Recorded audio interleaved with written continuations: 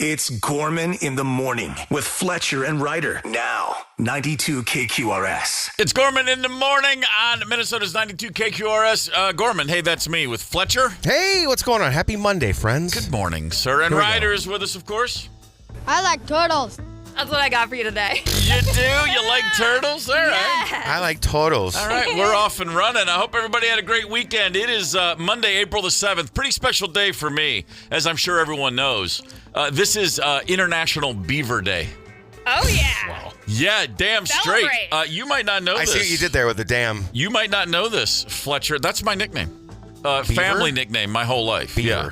I mean, no one calls me that anymore if their last name isn't Gorman. But I grew up being, that was it. I mean, I was in college before people ever called me Steve. So you're saying I can't call you Beaver because my last name's not Gorman. I probably won't. I probably won't respond. I'm just saying it's still a warm and the sight of a beaver. When I see a beaver in the wild, I'm just like, oh, it makes me. It's still a thing. My older brothers will still, hey, beef. It's just there. I can't get away from it. I've never run from it, but I'm just saying, I see it's International Beaver Day, and I'm like, hey, thanks, appreciate that, universe. Yeah, cheers to you. Yeah, all right, That's thank you. fantastic. They have a day after you. I like that. True story. My high school teachers called me Beef. No one called me Steve, ever. And then I was in college, and somebody I knew from my hometown that went to a different school, I was standing there chatting with them, and another person came up and said, hey, Steve. And this guy, I'd known him for 8 years. He looked at me and goes, your name is Steve? He had no idea. That's a true story. That's kind of nuts. That's kind of nuts. Completely just not even you. Yeah, no, it doesn't add up anymore. But there was a time. And so we're off and running there. It's my day. Why don't we move on? A little something we call Feelin' Minnesota. Paul Fletcher, with your headlines, lay it on us. What do we need to know, sir? So we know we've got Minnesota dispensaries coming to Minnesota, right? Yes. That's Pretty the soon? rumor. Yeah. Well, I mean, it's for sure going to happen like next week. Oh wait. It might be 2026 now. They're saying early spring, maybe summer of 2026. An expert says, quote, I mean, it's a big mess, bigger than people realize. It means operators can't faithfully invest in their operations, pick up land, facilities, the things you need to start a business. They can't do any of that, and including the cultivation process. So it's probably going to be a minute. Well, hold on. It's late 25 already. Oh, no, it's just April 25. We're not even halfway through, and we're already putting it off yet another year. Mm-hmm. Okay. Yeah, well, we're looking for a little bit of it's probably 27 before it really happens. Let's be real. I want to give you my tax money, state of Minnesota. I want to do it. It's a good thing I don't smoke weed anymore because I was terrible at it when I did. But I will say this, over the weekend, I had one can of a THC-laden beverage. How'd that go? It wiped me out. Wow. When did you have it? What's that? Saturday? Yeah, Saturday night. Saturday night, all right. Saturday evening. Sleep I just like a thought, baby? let's just see what happens. And what happened was I got stoned to the bejesus out of me. Really? I have such a low tolerance. Oh, never did. Tried hard. I tried for years to be a stoner. Just never happened. Yeah, I'm not good at it. It's just how it goes. I'm not good at it. The desired effect was, yes, I fell asleep, deeply asleep. The undesired effect was it took me half of Sunday to get my head out of my ass. That's how that goes. This is why we don't do it into Monday, right? That's exactly right. Hey, Mega Millions is going to get a little more expensive. Check this out. They're changing the game, literally. They're increasing prices. $2 ticket is going to, anybody want to guess? Ryder? $2.50. $5 for a Mega Millions ticket. $5 for a single play. Forget that. Oh, I've got, I got 8 quarters sitting in the cup holder. I'm going to go grab a ticket. $5. That to me feels like they've crossed a major psychological barrier. A fin just to get one play? That makes no sense to me. Now, here's the upside, if there is one. They're promising bigger wins with a built-in multiplier feature. I'm holding up finger quotes doing that. I don't know what that means exactly, but a bigger multiplier feature. Also, they say they're going to be having larger starting jackpots and improved overall odds for gamblers. Okay, so the multiplier is it's a $2 ticket, but if you pay an extra $1 for 3, but you don't win the grand jackpot, whatever you win, you get more of. I understand how that works. Like, there's always a number, times 3, times 4, times 5. So let's say you only win $4. Well, if you buy the multiplier, then you win like times whatever. But I guess it's just built in. So But a $5 ticket, man. If I have a $5 bill, I usually just stare at it like it's a relic from the past, but I still don't want to spend it on a lottery ticket. A couple other notes. Break-even prizes are gone, and higher jackpots, I mentioned that, it'll reset at $50 million instead of $20. So, I mean, that's significant, but still. The way I look at it, it's always a coin toss. It's not 1 in 300 million. It's heads or tails. I'm either going to win it or I'm not. That's the only way I can justify it. Absolutely. Hey, Coachella, you guys have heard of that? Coachella, big festival. Yeah, out there big, in the huge desert. festival in Indio, California. They've made it a recent habit of adding artists at the last minute, and they've successfully done that again this year. Okay. Just a week out, not even a week out. Over this weekend, they've added Weezer and Ed Sheeran. I'm looking at the schedule, and they show they have like 7 stages. Yeah. And then they've got, you got set times and it's like a big grid. Right. Looking at it alone, gives me anxiety just trying to figure out what am I going to possibly see. Yeah. These kinds of things are a pain in the butt because you're like, oh, you know what? I want to see them. Oh, but they're playing over there at the same time. You're like, oh, maybe I can see 10 minutes of each band. It's not worth it. Last but not least. Yes, sir. It's National Beaver Day, but it's also National Beer Day, my friends. Oh, is that true? Yeah. Well, so, I mean, I believe Well, then it's doubling up on my day then. Yeah. Riders already celebrating, I Of believe. course. Well, yeah. I mean, EB Army ASAP, boys. there it is. Let's Fair enough. play a little guessing game, shall we? Okay. Where do you think the cheapest case of beer is in the country? South Dakota. On average. Average price. I was going to say North Dakota. Okay. You're thinking, the bigger cities are going to be more expensive, but not in this case. Yeah. Illinois, the cheapest. Really? $16.43. Is it 'cause Followed we by gotta New pay- York State, by the way. Wow. Oh, really? Yeah. Those places are super expensive to live. I thought everything would be ridiculous there. And if you want expensive beer, you go to Alaska. Per case, $33.62. That's what you get for Happy living National in the middle of Beer nowhere. Day. Yeah. All right, feeling Minnesota. Let's get a quick sports update, as I, of course, have to say it. Alexander Ovechkin. Wow. Holy crap. The great one has been caught and surpassed, at least as far as goal scoring goes. Ovi with his 895th NHL goal to surpass the great one. It sounded like this. Send in Wilson on the flank. Cross ice. Ovechkin fires. Score! Watched it live. The chasing days are done. Amazing. Alex Ovechkin is the greatest goal scorer in the history of the NHL. Now, Wayne Gretzky will forever be the greatest scorer, but Ovechkin is now the greatest goal scorer. A feat that even Ovechkin said in 2016 is impossible. He couldn't have imagined it. The man drinks Diet Pepsis during games. He eats chicken parm every game day. He eats hot Cheetos and Subway sandwiches on team flights, and he drinks beer and, of course, Russian vodka. Make no mistake, he is living the dream. That he is. 1,000%. Did you see his celebration? Did you see the clip? It was great. He did this. They belly call it the slide? Superman. Yeah, the belly flop, basically, but they call it the Superman in hockey. In a road game, too. And you In a got to road love game, the yeah. Islanders fans. A lot of Capitals fans obviously bought expensive tickets, but the place was packed, and you would have thought it was a home game. It was outstanding. 100%. Did either of you see some prices on these tickets? Way up there. $2,500 Yeah. for on the glass or whatever. Dude. Yeah, It's insane. that's a lot of caviar. What if you pay that and he doesn't score? That's you the know risk what? you take, man. That's the risk you take, exactly. Yesterday afternoon, local legend Paige Beckers finally cashed in. How awesome was that? She will be the number 1 pick in the WNBA draft this year. She didn't have her greatest game ever, but it doesn't matter. Local badassery. The Yukon Huskies got their 12th national title, an absolute shellacking of South Carolina that nobody saw that coming. What a journey it's been for Hopkins High School's Paige Beckers. Here she is after the game. Paige, your final game and you are a national champion. Just the legacy you were able to create here. How would you define it? But just to be a great teammate, a great leader, and ultimately now a winner. Yeah, that's it. Awesome. She was the most hyped 8th grader in basketball history. She was the number 1 senior in America. And then, of course, showed up at UConn just in time for the COVID bubble, missed her sophomore season, the tibial plateau fracture, lateral meniscus tear, and then the ACL tear. Just a career marked by setbacks. And, man, she cashed in. Remember, she was Caitlin Clark before Caitlin Clark became Clayton Clark. Great players, both of them. But, I mean, she had a year ahead. She had to sit and watch this kid a year younger take over that national mantle. But, man, great to see. Awesome. She, as I said, will be the number 1 pick in the draft. And congrats to Paige Beckers of Hopkins. Yeah, take that, Iowa. Yeah. That's right. Did you see her hug Coach Gino on great. her last off the court? Awesome. Just felt basically became a puddle on watered his up. shoulder. Yeah, 100%. Absolutely beautiful. Finally, the Twins had a 7-1 lead yesterday through 4, and then you should have turned it off. Yep. The Astros were like, what did they say? Unplussed? Nonplussed? They came back, got to go ahead, run in the 10th. Another one a little later. Astros take 2 out of 3. The Twins are 3-6 after 9 games. That's still good enough for third in the AL standings. It's never too early to say a silent prayer of thanks for the Chicago White Sox. They're always there. We always have a chance. Want to give a morning shout out to Buffalo. Buffalo, Minnesota. Glad to have you with us. You know what to do with that information. Hey, do you ever touch your phone while you're driving?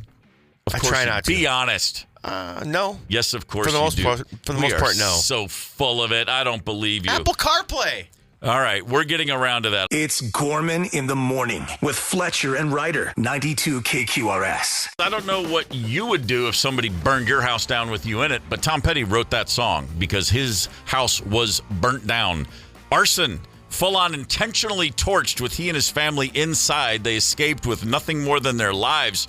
And then he spent a few months living in a hotel, freaking out and driving around L.A., and that's where that song came from. I've never heard that story. Yeah. I had no clue. Yeah. Did they get the guy? No. Never, ever, or an arrest made. Wow. Shocking. Nice way to recover from that. At least, if nothing else, hey, at least we're going to print some more money because I'm just going to write probably the most iconic song of my career. Florida Gators. Yeah, but sleeping again, though. When you see Florida Gators football, college football at the Swamp, and they will, if it's late in the game and they're trailing but on the comeback trail, and they blast that song over the PA, that's and you cool. see a whole stadium singing it, it's always pretty cool. Gators in the Natty Night against Houston. On the men's side, after UConn, of course, cashed in yesterday. I love it. I love it when a non-traditional sing-along becomes a sing-along. It becomes an arena anthem, so to speak. I agree. It's the best. April is Distracted Driving Awareness Month. For a second, I thought it was Distracted Driving Month, and I was like, that's every month for me. Sorry, I'll just come clean. Most people say they don't drive distracted. 74% of Americans in a recent survey said, I have not touched my phone while driving over the past year. Oh, liars. Stop. That's thank you. There's no way 3/4 of us have not touched our phone while we're behind the wheel. Yeah. I'm not proud, but I can tell you this. I touch my phone when I'm driving. Not every time, but there are plenty of times when the brain algorithm looks ahead. Nobody in front of me, nobody next to me, nobody behind me. I have to grab that. I got to find a new song. I'll do it. And I'm not proud. I'm just saying my kids will yell at me and my wife will yell at me. It still happens.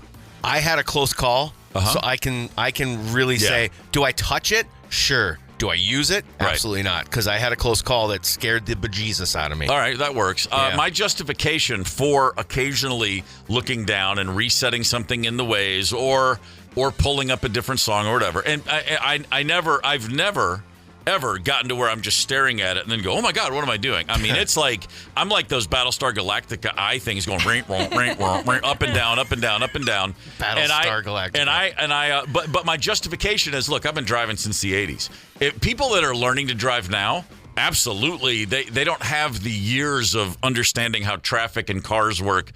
See, I'm just kidding myself until somebody steps on the brakes for no reason whatsoever. It's ridiculous. I have gotten better, but I would never say I never do it. I am the guy, the jerk, who will honk and make commotion when I see somebody with it in their hand. Sure. I'm an A-wipe about it. Well, I've done that when I see somebody who's clearly lost in their phone while driving. I will wait. I've done this. I wait for them to get their attention back on the road, and then I just lay on the horn. Because if you lay on the horn while they're staring at their phone, they're going to overreact, and then you've caused the accident. But I'm with you. It's maddening to me. No, is. It's nuts. You're swerving, playing Pac-Man with the dots, like just. Once they came up with the whole, what do you call it, like Apple CarPlay for my phone. Once I had that stuff on the screen, it really did take away about 99% of my thinking I need to touch my phone. It's huge. And then I just recently realized you can actually just listen to your texts and then you can respond. You don't have to look at your phone at all. I was like, man, the future's cool. Like 9 years after everyone else figured this crap out. Yeah. Hey, AC/DC kicks off their tour Thursday at US Bank Stadium. Before the show, check out their pop-up high-voltage dive bar at the Machine Shop right across the river from US Bank Stadium, Wednesday and Thursday. See iconic AC/DC props, buy exclusive merch, and pick up a special release of their latest album, Power Up on vinyl. There's nothing quite like watching someone cuss on live national television. Love it. SNL had a great one for the ages. We'll be back. Gorman in the morning. Coming right back. 92 KQRS. Streaming from 92KQRS.com. Gorman in the Morning is back. 92 KQRS. This is Gorman in the Morning on Minnesota's 92 KQRS. Gorman, hey, that's me. Fletcher and Ryder both on hand as you would expect. Sunday Bloody Sunday by U2, the lead song on their third album, War. I'm a senior in high school, and that comes out, and I listened to that one time and went, all right, I'm here. This is me. This is my band. Get out of my face. And that was your album, too, from that band, right? Man. I loved the first one. Second one was okay. Third one brought me right back. Big fan of War. I like it. Spent 1983 listening to that album. I used to listen to records at a time. I can't imagine hearing any albums ever in my life as much as I did at a time in my life when I had literally nothing else to do but listen to records. Sunday Bloody Sunday's the video from Red Rocks, right? That is one of those videos, where he's got the white flag and he's marching around in the rain, and I feel like that was shot at Red Rocks. It was. It absolutely was. 100%. Under a Blood Red Sky was the live EP from that gig. And also in 1983, I never missed Saturday Night Live, because back in the day, even at a time when it was at its nadir, if you will, the early 80s were a rough time for that show, but having grown up with it, from the debut in 1975 as a 10-year-old watching the very first SNL with my family, I was just on board. And even in those lean years, like the 80 to 84, pretty rough with the exception of Eddie Murphy, I was still very much on board. And then in the early 90s for me. Okay. When Sandler, Chris Farley, that next wave of guys came in, same thing, appointment television for me. It ebbs and flows. SNL goes up, it goes down, it goes sideways. This past Saturday got a lot of attention because SNL had a skit. Well, during Weekend Update, one of the cast members, a woman named Ego Wodum, came out and was running shtick as if she were a stand-up, and she was trying to audition for the National Correspondents' Dinner, and she was running some shtick. And she asked the crowd, it was a little call and response moment where she said, these men ain't what? And the crowd responded with a lot of people went right with it. We have a little bit of the audio if you can make any of this out. I had my fill of busters. Because these men ain't what? Because these men ain't what? And a whole lot of people in the audience all threw the S word at her. Damn, sucker.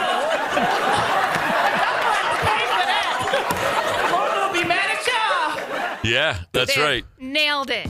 You're gonna pay for character. You're gonna pay for that. Lorna's gonna be mad at y'all.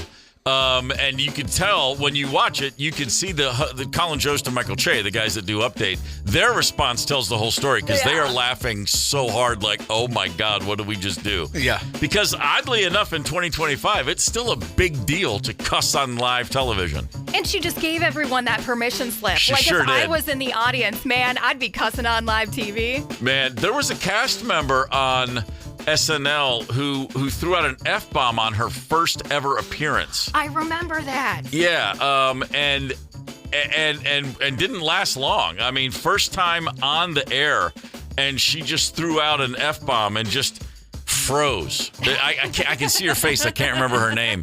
I bragged on the radio once how I've never cussed on air, and less than a month later, I threw out an F-bomb a-hole. And just what just happened? I set myself up for that one. There was a CS in there too, I heard. I believe there was. When I was a new little baby radio guy doing overnights here in Minneapolis, I dropped the F-bomb hard. Now, luckily, it was in the middle of the night, but I did just that. I froze, didn't know where to go with it, just hit commercials, and then stared at... In radio, we have the hotline, which is where the boss can reach you if he needs to, and that generally comes with a flashing light. Yep. I just sat and stared at the flashing light for probably 3.5 minutes, and luckily it never went off. It'll happen. The first F-bomb in SNL history, courtesy of Paul Schaefer, many years ago. Yeah, you look that up, and it's like, hey, way to go, Paul. Good job, bud. Not too bad. Does anyone watch Saturday Night Live ever with any regularity? Not live, but Not I definitely check my social media feed for all of the good bits. Yeah, it's just become clips. It's know what I mean. It's Sunday morning or Monday clips basically. Yeah. I never make some full-throated defense of the show, but I do find it interesting because it's been around 50 years, as we all know, and every time there's a conversation about it, every generation says it used to be so much better.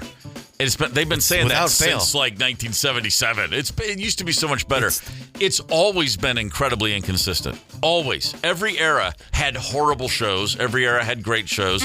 Every era had everything in between. By design, it's an old school variety show, honestly. But it's because it creates a culture, and that culture is yours for that time, right? Yep. If you ask me, who are the greatest that have ever been on there? Chris Farley, et cetera, right? Yeah. People in different demographics or different age groups are going to be like, no, it was Eddie Murphy and Bill Murray, et cetera. Yeah. You know what I mean? Sure, I'm inclined to say Kristen Wiig. It's exactly. Yeah. It's your ownership through your era of SNL. What I think is pretty impressive, though, is that they have managed to adapt and still be relevant, at least in some form. Sure. Because it's great creativity on their part. It's great art, I guess, is what I think probably ultimately sustains them. Well, anything that lasts 50 years, anything at all, is monumental. There's never been a TV show that even can compare, at least in American TV, to what SNL has become. And it's still okay, maybe it doesn't matter in rock and roll terms, but rock and roll has its corner of the room. Yeah. For pop, for hip hop, for certain artists, it still is the thing to get. If you're a musician, it still means you still gotta the play. world to get SNL. To this day, that's never gone away. It's an amazing accomplishment. And to your point, you still have every generation. I'm like, right now they have like 15 cast members, and the word is they're coming back next year. They're going to get rid of a lot of those people, which is a good idea. You only need like 8 people, and then you need some better writers. You don't need all these. But again, the reason it's still here is because they keep bringing up new people. Kristen Wiig, to your point, who's absolutely on the Mount Rushmore of all. There's no getting around the fact she's one of the all-time greats. Yeah. She showed up on that show and was instantly fully formed. There was no growth curve with her. Her first episode was amazing. And every now and again they get lucky like that. I look at that show now and I'm like, there's 4 or 5 people that are just inherently funny to me no matter what they do. And then there's a whole bunch of young people that I'm like, this guy sucks. But then again, like I said, it's always been SNL. That's how it always goes. Whether it's appointment television or not, for some I think it still is actually. Sure. But either way, that's what I mean is that they've managed to stay relevant, and there's through every season, this year, last year, the year before, 10 years ago, 15, there's always 3 to 4 to 5 things where we talk about them. It seems like every 2 to 3 weeks, it's very true, something happens that's big enough that the entire world's talking about SNL. Talking about hot mic moments. A great one from just a few months ago, which was a high school hockey player from up north. Hibbing Chisholm went on into the state tournament with a late game goal scorer. A freshman for Hibbing Chisholm was then put on live television to discuss the game, and he threw out a classic. Talk to me a little bit about the resiliency of these guys. They're a f***ing good team. Yeah. They're a really good team. Yeah. They were hard the entire game. Stayed on us. It was a hard game. Just the most innocent little face. He's like 14. They're a good team. It's great. I love it. You put a kid in that spot, the testosterone's out of control. Fast and furious. Yeah, absolutely. And in a moment like that's maybe the most exhilarating moment of his life. It's not shocking. I think when I was 14, if you'd put me on TV after a game I had just scored the winning goal in or hit the winning free throw or whatever, I think I would have hyperventilated. I think I would have froze up too. Yeah. I probably would have said what Ryder said earlier this morning. I like Totos. that probably would have been good. I could see that. What was the other one we were just talking about? Oh, of course, Ant last year. I think he's going to be the GOAT of swearing on live TV, and I don't think he cares about the fines anymore. No, he's got a few classics already. Yeah. A young man for the Wolves. Julius is playing defense. I've never seen him play defense before. So. Yeah, shouting out to Julius playing defense. I like how both of these guys are giving props to their teammates when they're dropping all these swear words. Sure. Well, you can get away with a lot if you're giving someone else credit. You can pretty much say anything. That's the way sports is, man. That's how it should be. You should be giving props to your teammates. I didn't know he could play such great defense. I'm sorry about killing that kid with the bread truck when I was 9. But anyway, you can just throw anything out there. People are going to be like, oh, that's awesome, man. What a great teammate. What a great clubhouse leader he is. Mm-hmm. You know what I mean? It's a whole different thing. Dropping bombs. So explain this, though, like, if you cuss on live TV, the FCC doesn't come in, or radio for that matter. They don't immediately just come in and crush you with a fine. There has to be someone has to complain, right? Somebody has to complain. Yeah, it's not a black and white issue at all. Okay. It has to offend somebody, and they have to write in. I believe it's still write in, or I'm sure you can digitally what are the in. chances of anybody listening to this station will be offended by a cuss word? Go ahead, throw some F-bombs out. Let's just see what happens. I'm kidding, of course. Yeah, I love Ryder's face. Please don't say that again. Please don't do that. I don't think I'm going to do that either. I'm too new. This is like me one time saying when I was in California, I just want to feel a little earthquake. I just want to know what it's like. And then 3 days later, a monster earthquake hit, and everyone blamed me. So I'm just going to stop talking about cussing on the air. Yeah. Let's stop that, and let's stop talking about having our phones in our hands while driving. All right? Probably a good idea. Okay. Probably the best idea of the day, in fact. Okay. We've got a few stories. We're feeling Minnesota. So some big doings going on, especially for all you stoners. You're going to want to know what the latest is. Feeling Minnesota's coming up. Connect with us on the KQ Talk and Text line, 651-989-ROCK. That's 651-989-ROCK. 92 KQRS. Happy Monday morning, if such a thing is possible. I'm feeling Minnesota, which means it's time for Fletcher to give us a few headlines. Let us know what's going on out there in the wide world of what's up, man.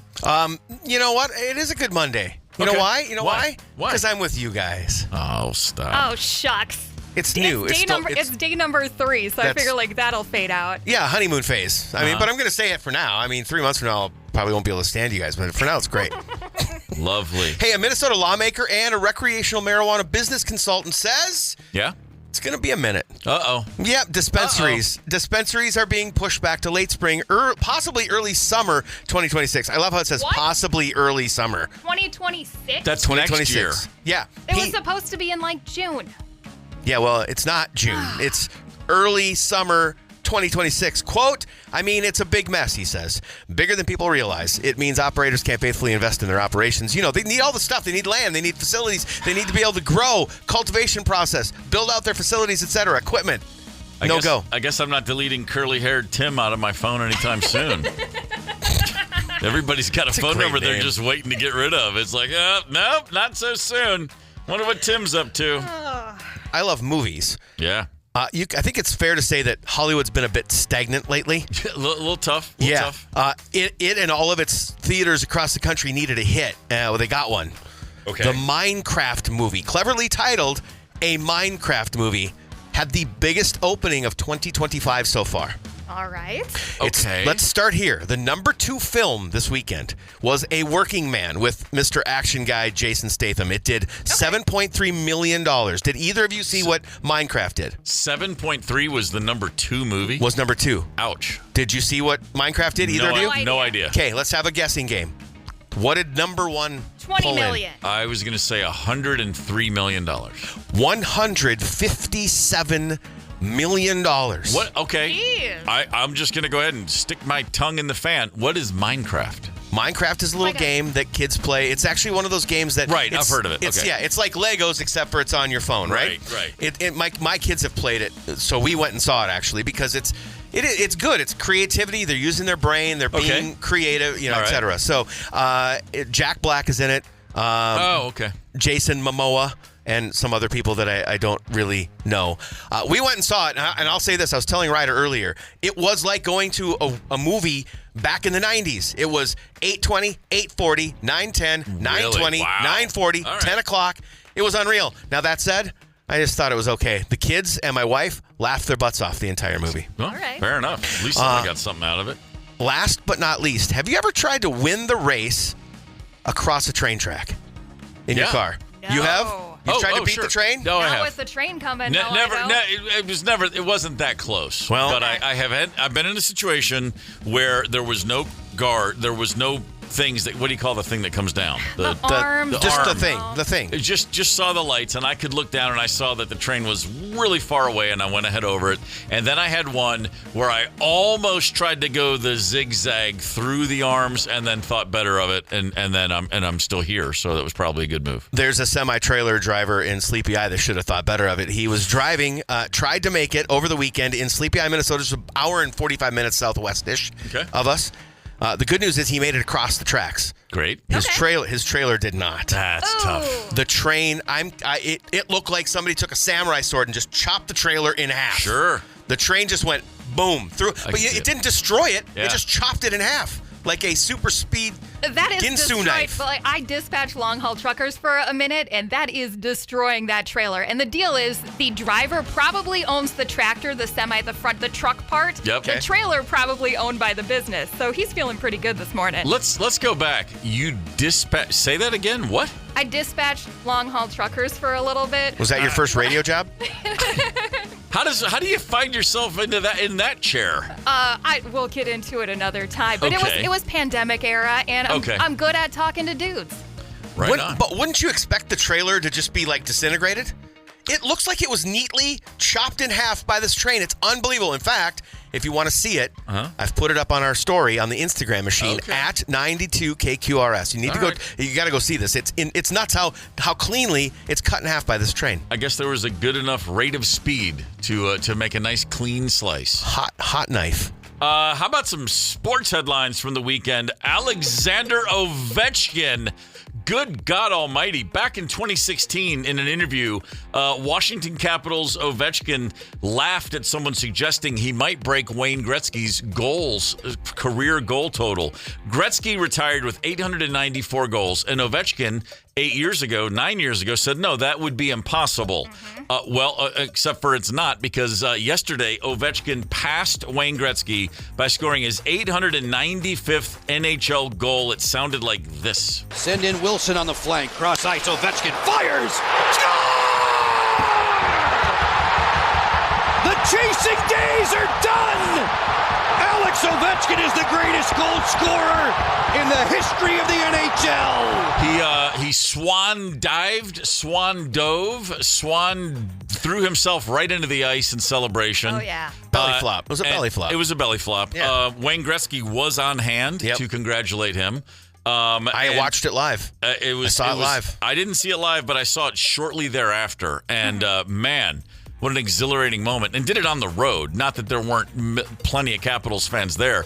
It wouldn't have mattered where he was going to be. If it had been at the XL, it would have been packed and everybody would have lost their minds. I got to go inside hockey for 1 second. The other thing that is nuts about this is he catches. They say in hockey you can't give a good player a bad pass. Right. It's way behind him. Yeah. He grabs it, slingshots it, and snipes short side. It's an unbelievable goal. It's the kind of goal. Quite honestly, it's the kind of goal you want to see from Alex Ovechkin breaking a record like that, because it's going to replay for 50 years.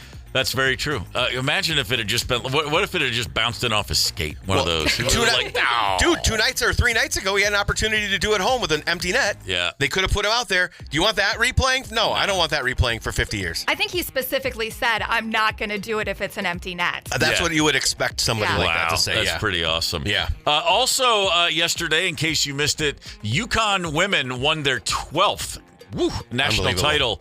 The local angle here is, of course, Paige Beckers from Hopkins High led the team. She didn't have the best game of her life, but she had 17 points, 6 rebounds, 3 assists, and 2 blocks, and was, of course, Paige Becker-esque. After the game, asked about what it means to finally get over 4 Final Four appearances in 4 years and 1 ring to show for it. Paige, your final game and you are a national champion. Just the legacy you were able to create here. How would you define it? But just to be a great teammate, a great leader, and ultimately now a winner. When she was taken out of the game with a minute to go, goes over to Coach Gino Ariyama, and they have a very famously friction-filled relationship. A lot of love and respect, but a whole lot of headbutting. Yeah. And both of them just crying their eyes out at that moment. It was, just tears in my eyes watching that happen. It was fantastic. And I think if you're a coach, you love a player like that. You love, you're not, it's kind of like raising a child, right? You and I have talked about this. I'm not here to be your best friend. I'm here to be your dad. I'm not here to be your best friend. I'm here to be your coach. And so them butting heads only made both of them better, I'm sure. Yeah, Gino, nice run. 40 seasons, He's pretty 12 good. national titles. Not bad. It's pretty darn good average right there. Name another coach who's been with a college team for 20 years, let alone 40. You know what I mean? Not many. few and far between, to be sure. The Minnesota Twins were up 7-1 after 4 innings yesterday. And then they twinsed it. And then they twinsed it hardcore. Boy, it would have been nice to get a rain out after that 5th inning. But no, the Houston Astros decided, let's play some baseball. Came back, won the game in extra innings. The Twins are 3-6. And yet again, let's all say it together. Thank God the Chicago White Sox still play baseball. But the White Sox creamed them their first game out. But I was so it won't excited happen about again. Baseball until that moment, and now I've already given up. We'll finish. The worst we'll do is 4th. There's no way the White Sox are going to finish ahead of the Twins. There, I'm jinxing us, but I'm taking the chance. Knock on wood if you feel it. You just killed it. You just killed the season. Want to give a shout out to South Minneapolis. Good spot. A very good spot. It's my spot. A wide-ranging spot. South Minneapolis, glad to have you with us this morning. You know what to do with that information, and I hope you know how to spell Minneapolis. Hey, quick question. Is AI making us dumber? That's, of course, a rhetorical question because, yes, of course it is. Gorman in the morning. Coming right back. 92 KQRS. Streaming from 92KQRS.com. Gorman in the morning is back. 92 KQRS. Quick question. Do you think AI is making us dumber? It's a no-brainer. 110%. There's absolutely no question about it. A new study conducted by Carnegie Mellon University. That's where a bunch of smart guys go. And gals. Is it? Carnegie Mellon? Oh, yeah baby. I'm joking. Also, Microsoft behind this. They found that the use of artificial intelligence does lower people's critical thinking skills. And they pointed out that higher self-confidence is associated with more critical thinking, not less. So AI isn't just making us dumber, it's damaging us emotionally. All right. I think that story was damaged by AI. Just the obvious stuff at the end, like critical thinking or confidence builds with critical thinking. It's called repetition. It's, you know what I mean? Anything that you do in your life, if there's repetition, you gain confidence. If you're not using critical thinking, you're not going to be confident with it. That's very true. Like anything, it's either a tool or a crutch, depending on whose hands it finds itself in. And sadly, for most people, it's a crutch. I think it does make work go faster and make people more efficient. Do either of you use ChatGPT or anything like that? No. Never, ever once. No? Not even. I don't even want to. I mean, like our phones. I was holding my phone up. Yeah. I can't remember a single person's number.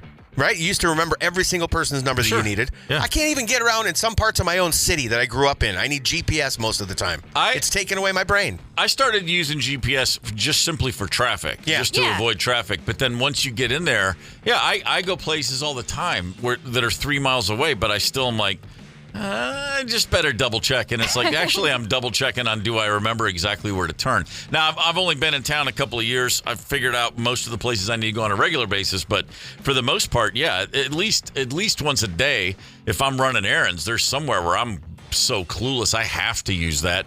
And then I think back to the days before, and I'm like, I would have just figured it out. I was just going to say, prior to this, if you're going to, let's say I grew up in Maple Grove. If you're going to someplace in St. Paul, you would have got out in the phone book, and you'd have called him and said, hey, okay, so where are you exactly? Yeah. Oh, we're right here on the corner of this and this. Oh, okay, cool. And you would find your way there. Now, if I go a suburb over, I'm lost. When it's funny because my wife and I were just reminding ourselves of this over the weekend. The first time that she and I ever hung out together, like ran into each other, bumped into. I told the story the other day. We had my record store, and I said, "Hey, well, tomorrow's a day off. Let's go run around."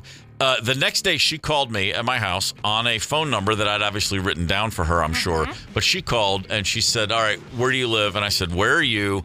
And I said, all right, just come down Virginia, take a left on Irving, take a right on this, take a left on that. And she went, okay, and hung up the phone. And I was like, yeah. And she showed up 10 minutes later. Like 3, if not 4 turns, didn't write it down. She was able to remember it. And then the idea of that happening for her right now is impossible. She'd be like, oh my God. She was a witch back in the day. She was a witch back in the day. And now it's be like, oh my God, I'd never get that right. And I'm the same way, sadly. Like I can pull a lot of things out of my brain that I wish weren't still there. But directional, remembering certain turns, if someone just gives me 7 or 6 turns, come here, do this, do that. I remember in college going to Daytona Beach for spring break, leaving and having like a 9-hour drive. Not only do we not have a map, all I knew was, well, I know once we get to Atlanta and just head south, there's signs for Florida. Yeah? Fair. And guess what? Yeah. We found it. Yeah. We found Daytona Beach without a map because, if you just get on the interstate, every now and again you have to make a choice. Does that look like it's going east or west? I think east. We don't want to go to the Gulf side. Go to the Atlantic side. Okay. Next thing you know, we're in Daytona Beach. I don't know how it happened. You just got there. Yeah, you just got there. I'm while you're telling that story, I'm sitting here trying to quantify or put it into some sort of intelligible thought, and we just got there. You just got there. I can't. I'm so disconnected from that way of life. It's unreal. My son is convinced that all of his the Waze or any other GPS app on your phone, he thinks they're all now ad driven, and they intentionally give you a longer route so that you're on the app longer. You go by billboards, you do all that, and I'm like, that's ridiculous, man. And then as soon as he told me that, I started thinking, hey, yeah, really? Why am I? This doesn't make sense. This is a weird. The kid's onto something. It's a weird path I'm taking right here. Are you saying that everything is driven by money? I'm saying everything is beautiful in its own way. Oh, okay, sure. That's what I'm saying. It sounds like it's all driven by money. Kind of feel like saying something like that. Yeah. How about? I'm sorry. I'm just having a complete brain fart because. Do you need to sneeze? Well, that's what happens. I hold back a sneeze, and did I have that face? I must have. Yeah. I deny a sneeze. I let it go away, and then I end up not knowing where I was going. Are you a loud sneezer? Let me ask, are you like a big? If I'm in the privacy of my own home, yeah. Yeah. Yeah, and I'll explain why. No, I'm a big fan of a loud sneeze. I'm a big fan of loud any body noise. If you can have it, why not have it a little louder? I'm just saying. Turn that stuff to 11, man. It's kept me happy all these years. Really enjoy sneezing. There's never a time when I see a sneeze as unwelcome. It's almost always like, here comes my old buddy. Here comes my old friend. You know what? I love a good sneeze as well. It's when it turns into 7 where I start swearing by the time I get to 6, 7, 8. Like, okay, really? It's enough. Yeah. Okay, it's enough. I got it. I had a sneezing jag once. The first time I ever had an allergic reaction to, I guess, like hay fever, pollen. I mean, I was I was 20 or 21. I'd never had allergies. And I went 25 for me. And I went for a bike ride with a buddy and his dad, and we were riding out like in the country for an hour straight. And we pulled over at a place to get some water, and I started to sneeze. And I didn't stop sneezing until I got back on the bike and started to ride again. I sat in a parking lot at this gas station and sneezed like nonstop for about 3 or 4 minutes. And my buddy's dad said, let's ride back into town. If you're riding, you won't. Maybe that'll be. I guess he had some experience with sneezing session. I got back on the bike and I was fine. But then when I got home, and I kid you not, my mom was astonished to sit with me while I sneezed nonstop for an hour. I wouldn't stop. No. I'm not exaggerating. I filled a tub and dunked my head underwater thinking that would help. And it took that long. It was one of the weirdest things ever. And I was oddly calm. I wasn't losing my mind. I wasn't thinking my life was going to end. But I just thought, this is really bad. But I sneezed, I'm not kidding, every 5 seconds for an hour. I read a thing just recently that it is generally 3 sneezes. Yep. 1 to loosen it, 1 to get it to the front of your nose, 3rd to get it out. That's okay. What I'm usually 5, 6, 7, and I get so annoyed by the time I'm done. I love the first couple because they're so gratifying. They are. It's just like this release that you can't. There's endorphins that just run through your body. I hate few things more than when a sneeze is right there and then it goes away. Yeah. It's never ever ever okay. I'm like, and then. It's like when you think of something funny to say, but then you lose it before. It's that feeling of, it was about to be a great moment. Yeah. Or where you think you're going to fool around and then you don't. Ryder, are you a loud sneezer? Oh, hell no. No? I suck it in. I hold it in so tight. My eyeball is going to explode one day. But yeah, and it's just because I'm nervous that snot's going to ooze out of my nose. And if I suppress the sneeze a little bit, then maybe I'll save it. I barely know her, and I already know what her sneeze sounds like. Something like that. Yeah. It's like beatboxing, right? No, Night at the Roxbury when she sneezes. If I'm not around a stranger, I will do the full. I mean, I'll get the inhale, scream, and then I have no problem just letting it rip. It needs to come out. That's the whole point. Like, let it fly, baby. If you are a loud sneezer, there are ways that you can quiet that down. There are tips, there are suggestions, and by God, we are here to help. 2 of the 3 of us are very loud sneezers. Loud and proud, baby. Yeah, 100%. I don't mind a loud sneeze. I don't mind a loud hiccup. I don't mind a loud fart. I don't mind a loud burp. I just let it out, man. Get some volume. And really, I mean, especially with farts, I try to get creative. Yeah? Yeah, I mean, let's make it have some audible relevance, I guess. So that's not what I'm really trying to say, but, craft it in a little different way. Craft it. So you're talking about... artisan farts. Artisan artisanal farting. farts. Yeah, yeah. Especially if the kids are around. I got to teach them. Sphincter control is a primary concern for you. Yeah. Blowhole. Yeah, for sure. That makes perfect sense. We're talking about sneezing, though, not farts. If you're a loud sneezer and you don't want to be, you can figure out easily how not to sneeze loudly. And in fact, there are certain cultures where sneezing is considered very rude in public. Oh, really? For Japan, for one. So people are brought up and taught, no, don't hold it in, but just be very quiet about your business. And again, I don't care to... a sneeze is a natural part of life. I like a sneeze. I love the buildup. I like realizing, oh my God, I'm about to sneeze. I get excited about it. Yeah, the anticipation. And to your point, Ryder, yes, occasionally snot does fly, and that can be embarrassing. But more often than not, it doesn't, and I just feel great about having sneezed. Oozing. It's the snot oozing down my face that I'm trying to suppress. I get that. Here's a tip. If you want to keep it nearly silent, this is as counterintuitive as anything I can imagine. Exhale right before you sneeze. Don't inhale. Don't do the ah and the achoo is the inhale. No, exhale before a sneeze. Oh, I'm stealing that. That's how I do it every time. They say exhale. They say exhale before you take a shot of some hard liquor. Blow all the air out. Do that. That definitely makes it. It doesn't burn as much if you have exhaled before you knock back a shot of a bourbon or something. I've just been asking for pickle juice. Oh, sorry? After, if you get a shot of whiskey and you got the pickleback or whatever, I seem to make it through if I've got that going. Okay, have you not heard of this? I'm sorry, dude. I've heard of the pickleback, yeah. I clearly have a dumbfounded look on my face because, it's the first time I've ever heard. I've heard someone say pickleback, and it didn't even occur to me what they were talking about. Yeah, that's it. Wow. Okay. Yeah, follow up with the pickle juice. So if you exhale before you sneeze, that's a good shot. That's a good tip. Here's another one. It says, relax your vocal cords. Oh, yeah, I know how to do that. What the hell? Relax your vocal cords? Yeah. Imagine you're letting out a deep sigh. No! There's this one, too. Just keep your mouth closed. Push your tongue up to the roof of your mouth to direct air pressure through your nose instead. That's going to absolutely blast snot across the room. You better have an elbow handy then, or some Kleenex, yeah. By the way, the elbow, my kids started school and they were taught to sneeze into their elbow. And when they first did it, I was like, whatever. What the hell are you doing? I missed that whole thing. I don't get the elbow either because you're not burying your nose in it. You're just aiming all your snot down.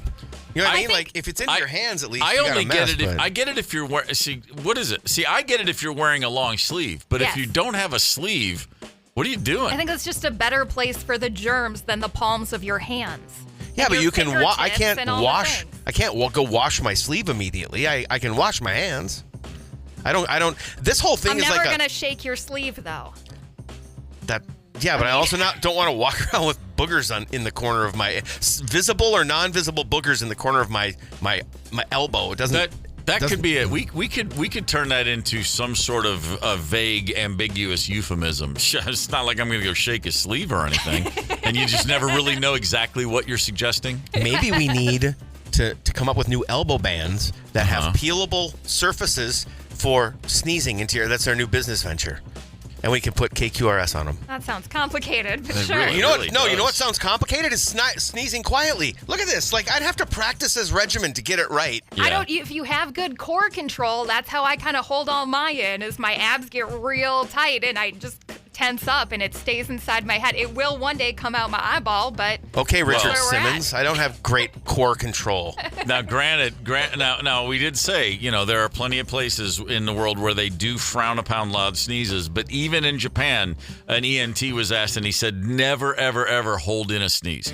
Rare cases, it can rupture your eardrums, it can tear a hole in your throat, it can mess with your eyes.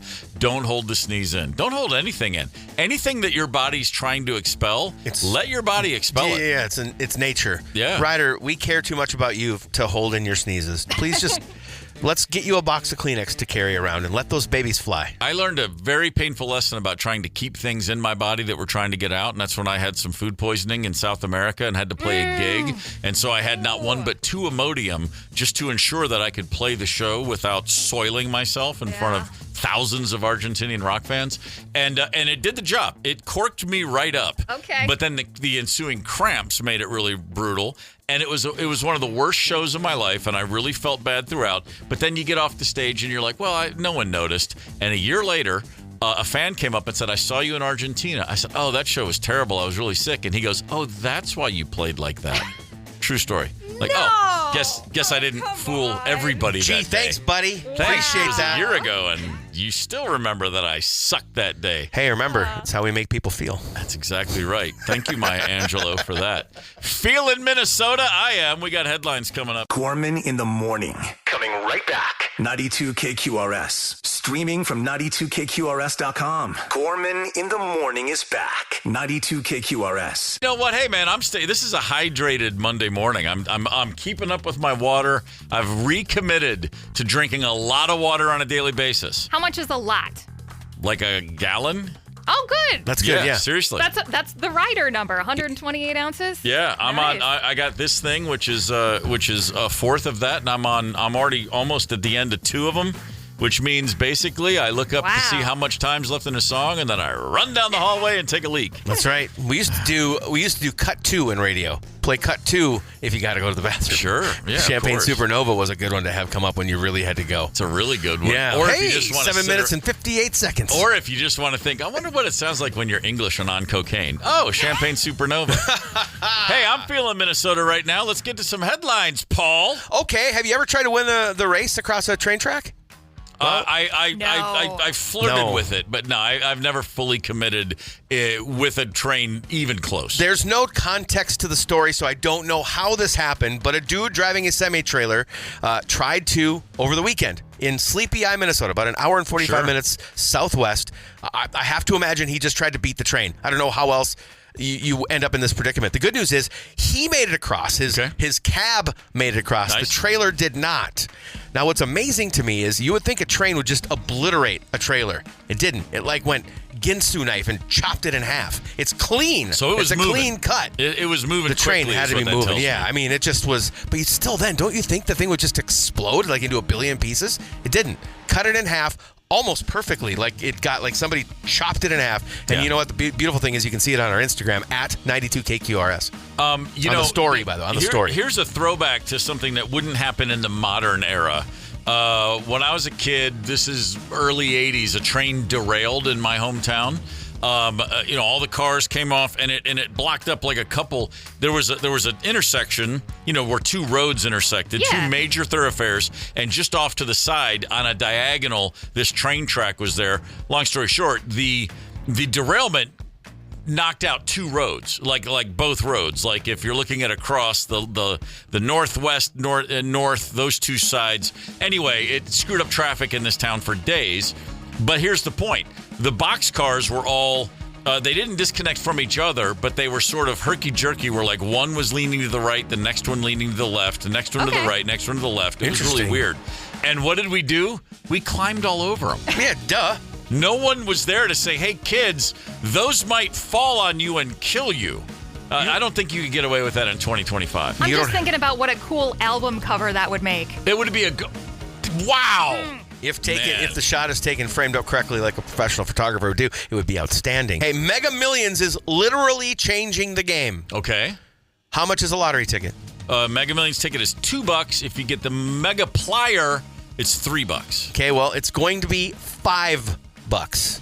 Ooh. Single ticket, $5. $5 for a ticket. They're increasing the prices. They promise, though, bigger wins with a built-in multiplier feature. So I guess maybe they're going to enhance the multiplier that you're talking about as well. And they also say they're going to have larger starting jackpots and improved overall odds for gamblers. The break-evens are going to go bye-bye, but when the jackpot resets, it'll reset to 50 instead of 20. See, for me, that doesn't move the needle because 20's plenty.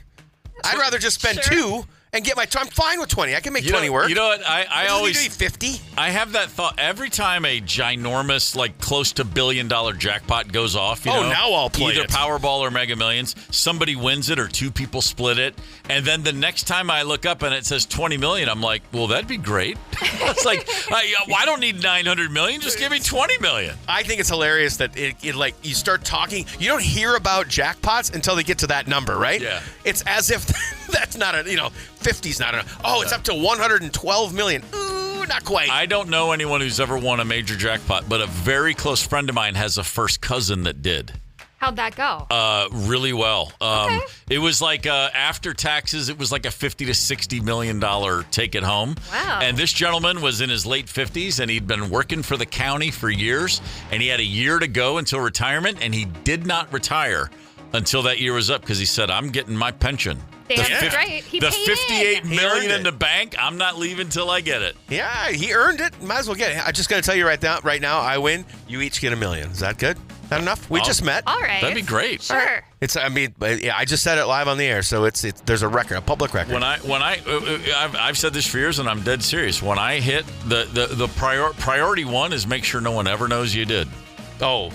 Well, you guys will know. That's give you $1 million, but outside of that. Well, there'd be that. Well, I think about that too. There'd be like, there's a lawyer's gonna have to draft a letter. Like, here, you want $1 million? Sign this. And if you ever tell anyone, you owe me the rest of your life save. You got to make it punitive. Because literally, if anybody else knows you won millions of dollars, nothing good can come from that. Not one good thing will happen if people find out you won.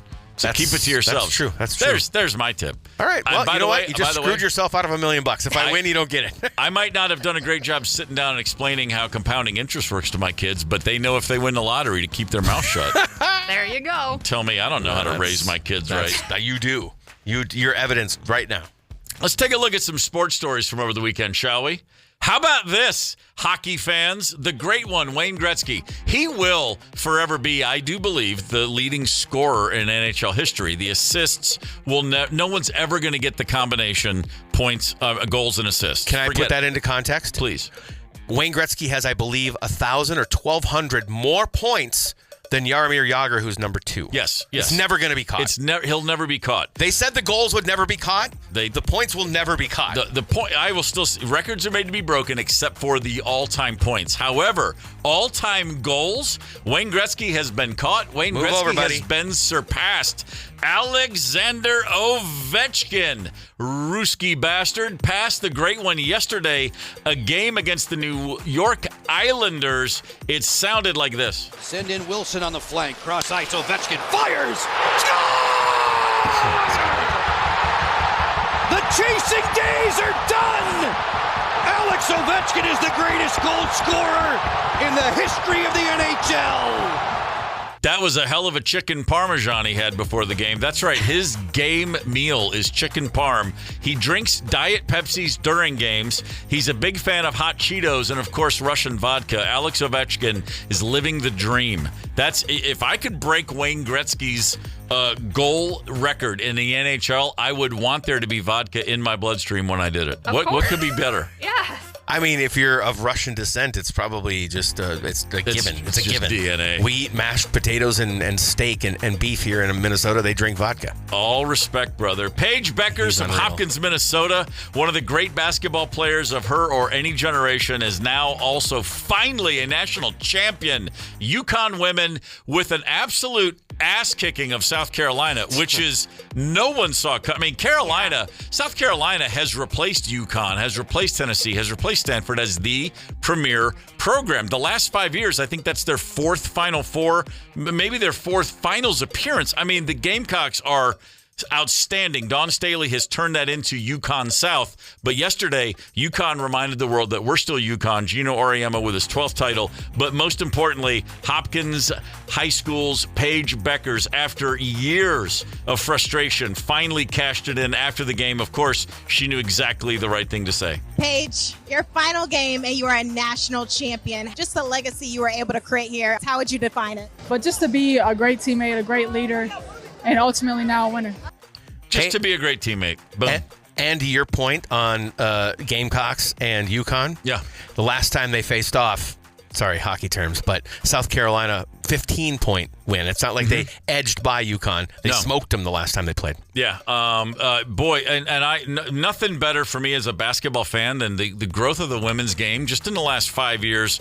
But the college game, my big beef with men's college basketball, the women are showing what the problem is, which is the best players in men's, they play 1 year and they're gone. You don't get to develop a team. You don't get a sense of who these people are. Yeah. They're transferring. On the women's side, you get used to we've seen Paige Beckers at UConn for 4 years. You saw Caitlin Clark for 4 years. Yeah. You get used to these teams. And even paying attention peripherally, every spring I'm like, oh, I remember this team. I remember her. And you get more excited. That's what men's side had for years. Been forever since. I think it's fantastic to see. And Paige Beckers, who I first heard of when she was in 8th grade. And then I just saw yesterday on Twitter or X, there was a tweet. A sports writer from Minneapolis, I don't know who it was, tweeted Paige Beckers, 6th grader. Remember this name. Best 6th grade basketball player in the history of the game. I mean, she was in 6th grade and actual sports writers were going, heads up, this is going to be a gamer here. Kind of reminds me of my nephew, Matt Gorman, who played for Syracuse and won a national championship with Carmelo Anthony. He's 6'10". He was a baller. Awesome basketball player. No kidding. Yeah. He and Carmelo were freshmen together. He got himself a natty. Pretty great. Played internationally for years.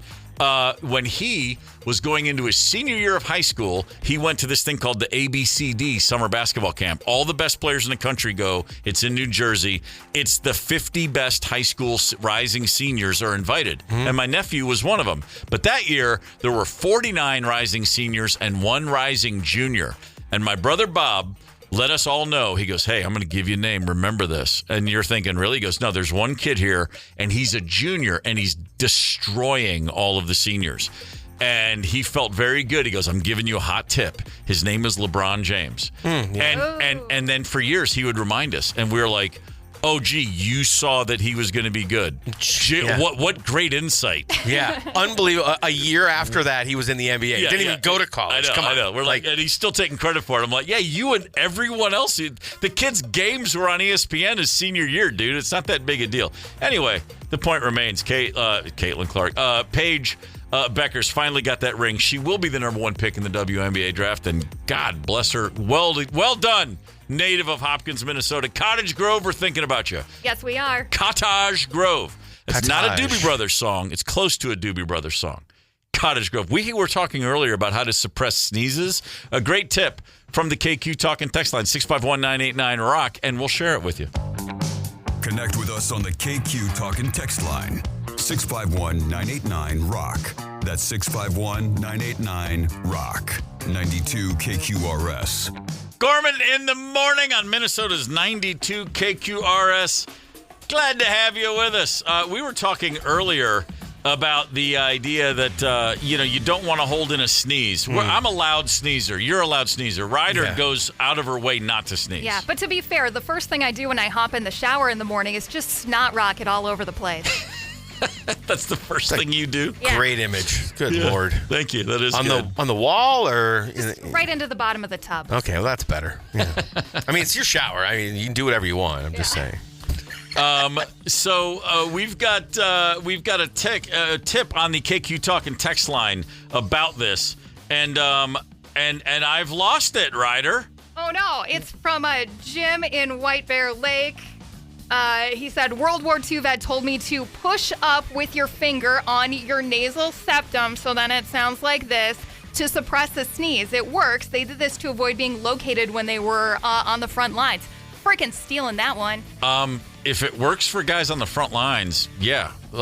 You made the point, Paul, imagine having to sneeze and thinking, well, if I do this, someone might locate me and shoot me. Not good. In the eyes. Yeah, I can't even wrap my head around the idea of being someplace where I have to be careful how I sneeze because I might die. Yeah, it's a little tough. Pass. That's a little tough one. I think you said war sucks or something like that. Well, pretty generally much. Speaking, just war generally speaking, sucks. Really going out on a limb there. Yeah, that's it. No, war is hell. I came up with that. The off-mic conversations are very rich and compelling, sure. Don't try to be like a tough guy. Answer me honestly. Hot and spicy foods. You good with them? Yeah. I'm hit or miss, but yeah, I enjoy it. What if you ordered something off a restaurant and the waiter said, "Well, if I serve you this, you have to sign a waiver." Is that going to give you pause? Makes me curious. Okay, well, you don't have to go very far. Edina is now the home of a chain restaurant called Hangry Joe's, the second one in Minnesota. There's one in Inver Grove Heights. Now there's one in Edina. Hangry Joe's has got some very hot dishes. In fact, they've got one that is so hot, they call it Angry Hot, Korean-inspired hot chicken with honey sauces, variations of intense heat. Hangry Joe's asks that you sign a waiver before they will prepare it for you. Do we know what kind of peppers are in the Angry Hot? It does not say in what I'm reading. It just says, well, it's funny. It says it's Korean-inspired hot chicken, but then it says it's also a Nashville hot chicken chain. All I know is this. That's confusing. If you're asking me to sign a waiver, I know one thing. You're not down south. No self-respecting Southerner would sign a waiver before eating something hot. That's fair. You would rather torture yourself and say, I ain't signing no damn waiver. Just bring it to me the way I ordered it. It tastes fine to me. It ain't that hot. I mean, it ain't that hot. I'm a fan. I love hot food. As I've gotten older, I've definitely shied away from it. The old digestive tract is appreciative of my backing off the 4 and 5 volcano dishes. Okay. You got the little volcanoes or the flames on your menu. Once you get past 3 of those, I'm like, who am I kidding? I don't need this. Yeah, that's fair enough. There was a time, and that time is gone. This is so confusing, this story. Nashville hot chicken chain, and then it says down here they're actually gaining popularity for being halal certified. Okay. Well, hey, whatever it takes, Just I guess I guess it does say Korean inspired, so I guess it's maybe a Nashville Korea fusion bit. I guess Very I'm trying to figure out the flavors here, and it's confusing to me a little. As a former resident of Nashville, Tennessee for years, if you had told me if you told me 15 years ago, hey, Nashville hot chicken, which is a thing there and has been for a very long time, but it was not a thing that everyone knew about. It's like you just had to know. There was only a handful of places. If you had said Nashville hot chicken's going to be like a thing, a trend, anybody in Nashville would have laughed at you and said, you're kidding me, that? Sure. Like, we like it, but we're weird. It's like the dude up the street making it. But, these things have happened. Do they call it Nashville hot chicken in Nashville, or do they call it chicken? It's hot chicken. What they call it is that Bolton's or Prince's or 440, whichever place you're going, or not 440, 400 degrees. There's different ones. Prince's is the original. Okay, that was where it all started. You can get on YouTube and see little videos about the origins of Prince's Hot Chicken. And then Bolton's did theirs. There's a few of them, and you just called it by the name of the individual place. Gotcha. The idea that it was, I remember when KFC introduced Nashville Hot Chicken, and it was like, oh, it's all over but the shouting now. This is nuts. Prince's Hot Chicken is the Matt's Bar. Exactly. Thank you. Of Nashville. That makes perfect sense. Although way better artwork at Prince's. Because it was just like weird framed, stitched, like sewn. What do you call that when someone sews in a needle point? Needle point of chickens and hens and roosters. Okay, the provincial Minnesotan in me, even though I haven't actually even been to Matt's Bar yet, would argue that I doubt it. It's better. No. It's Matt's just look. You get in there and it looks like a Minnesota dive bar, right? Where Prince's looks like it looks like a bus depot that was abandoned 10 years ago. That when I say it's got better artwork, it's kind of a facetious thing. Would you eat something that they asked you to sign a waiver for? Are you still at a certain point willing to eat the hottest thing available to you? 651-989-ROCK is the KQ Talk and text line. I'm curious to know who's still trying to break new heat records on their plate. Edina is now the home of a chain restaurant called Hangry Joe's, the second one in Minnesota. There's one in Inver Grove Heights. Now there's one in Edina. Hangry Joe's has got some very hot dishes. In fact, they've got one that is so hot, They call it Angry Hot, Korean-inspired hot chicken with honey sauces, variations of intense heat. Hangry Joe's asks that you sign a waiver before they will prepare it for you. Do we know what kind of peppers are in the Angry Hot? It does not say in what I'm reading. It just says, well, it's funny. It says it's Korean-inspired hot chicken, but then it says it's also a Nashville hot chicken chain. All I know is this. That's confusing. If you're asking me to sign a waiver, I know one thing. You're not down south. No self-respecting Southerner would sign a waiver before eating something hot. Fair. You would rather torture yourself and say, I ain't signing no damn waiver. Just bring it to me the way I ordered it. It tastes fine to me. It ain't that hot. I mean, it ain't that hot. I'm a fan. I love hot food. As I've gotten older, I've definitely shied away from it. The old digestive tract is appreciative of my backing off the 4 and 5 volcano dishes. Okay. You got the little volcanoes or the flames on your menu. Once you get past 3 of those, I'm like, who am I kidding? I don't need this. No, that's fair enough. There was a time, and that time is gone. This is so confusing, this story. Nashville hot chicken chain, and then it says down here they're actually gaining popularity for being halal certified. Okay, well, hey, whatever it takes, Just I guess I guess it does say Korean inspired, so I guess it's maybe a Nashville Korea fusion bit. I guess Very I'm trying to figure out the flavors here, and it's confusing to me a little. As a former resident of Nashville, Tennessee for years, if you had told me if you told me 15 years ago, hey, Nashville hot chicken, which is a thing there and has been for a very long time, but it was not a thing that everyone knew about. It's like you just had to know. There was only a handful of places. If you had said Nashville hot chicken is going to be like a thing, a trend, anybody in Nashville would have laughed at you and said, you're kidding me, that? Sure. Like, we like it, but we're weird. It's like the dude up the street making it. But these things have happened. Do they call it Nashville hot chicken in Nashville, or do they call it chicken? It's hot chicken. What they call it is that Bolton's or Prince's or 440, whichever place you're going, or not 440, 400 degrees. There's different ones. Prince's is the original. Okay. That was where it all started.